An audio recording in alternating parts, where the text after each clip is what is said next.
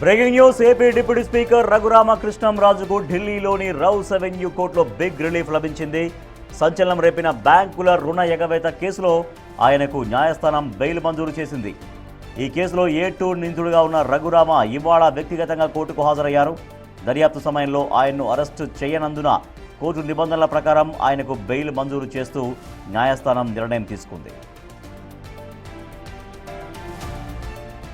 50,000 surety బాండ్పై రఘురామతో పాటు మరో 4 నిందితులకు కూడా కోర్టు ఊరటనిచ్చింది. అయితే ఈ కేసులో CBI దాఖలు చేసిన ఛార్జ్షీట్ ఏకంగా 15,000 పేజీలకు పైగా ఉంది. ఇంత భారీ స్థాయిలో ఉన్న పత్రాలని పరిశీలించేందుకు సమయం కావాలని నిందితుల తరపు న్యాయవాదులు కోర్టును కోరారు. దీనికి అంగీకరించిన న్యాయస్థానం పత్రాల పరిశీలన కోసం తదుపరి విచారణను జూలై 6, 2026కు వాయిదా వేసింది. ఇదే సమయంలో కేసులో నిందితులుగా ఉన్న కంపెనీల లిక్విడేషన్ స్థితిగతులపై పూర్తి వివరాలు అందించాలని అధికారులను కోర్టు ఆదేశించింది.